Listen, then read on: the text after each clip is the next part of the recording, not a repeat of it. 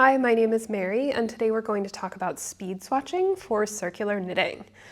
Swatching is so important for just about any project, and swatching the way that the project is worked is especially important, since you want to make sure that you're creating the most accurate simulation of the finished fabric as possible.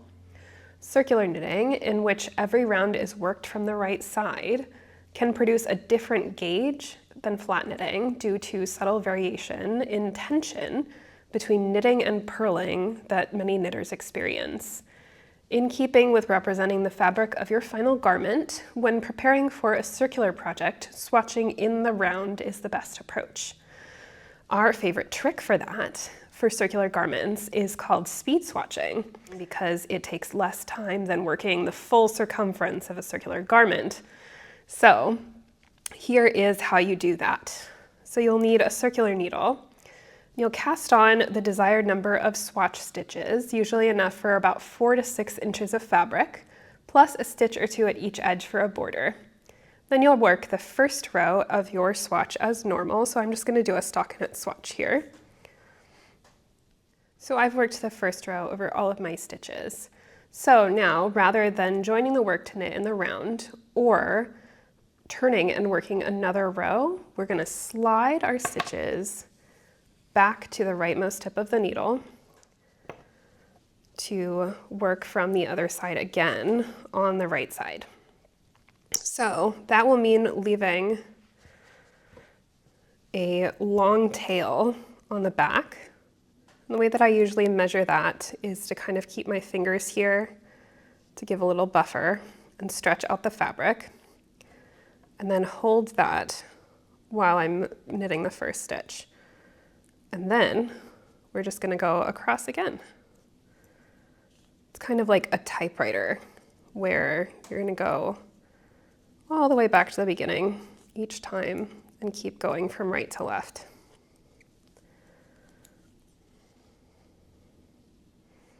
So again, I'm working another row from the right side, and technically we can call these rounds since we are not exactly doing regular flat knitting. So there we've worked another row, and we've got our little float on the back. You want to make sure that the float that you leave is at least the width of the swatch, if not more, so that the swatch can still lie flat. You'll do this each time that you have another row. So again, I'm going to slide my stitches over and bring my working yarn across. And after you've done a few rows, you can use your previous floats kind of to gauge how long you'll need your next float to be. And then hold that float with your fingers while you work the first few stitches. Like so. So again, you'll do that each round, sliding and bring your yarn back to the tip of the needle for the desired number of rounds. And note that you'll be working all of your rounds from the right side, just as you will be when working a circular garment. As you work, you may notice that your selvage stitches are a little loose. You can sort of see that starting to happen here, and you can see this on this finished swatch here. It's good to get in the habit of tidying up your edge stitches every few rounds. You can do that just by pulling the floats on the edge. I usually like to go from bottom to top. And this swatch has the edge stitches twisted, which can help to keep those tidy, but you don't necessarily have to do that.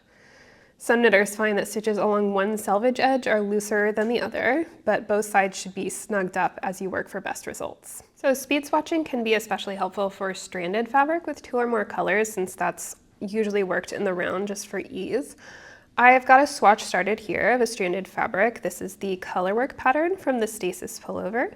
The one thing that you'll do differently when working with multiple colors in a swatch like this is to knit the first and last 2 stitches of each round with both or all of the colors used on that round together. So you can sort of see that marled effect that happens when you use both strands on these first 2 stitches and the last.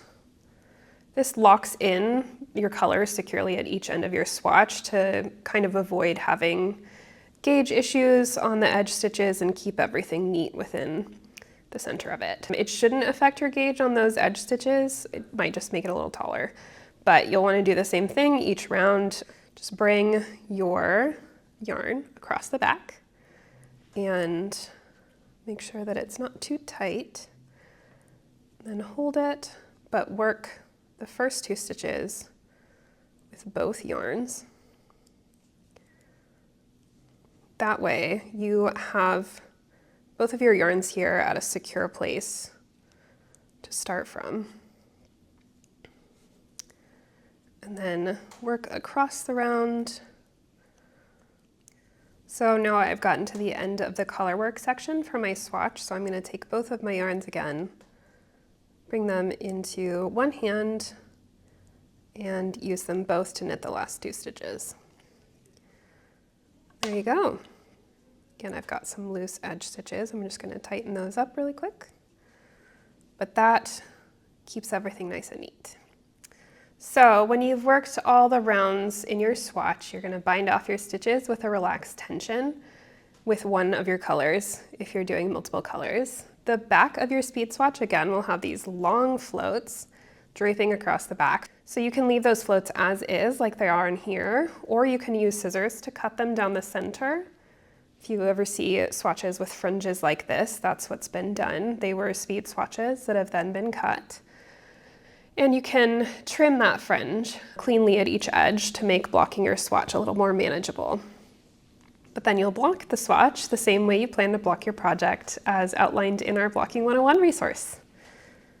There you have it. Speed swatching for circular knitting. Happy knitting!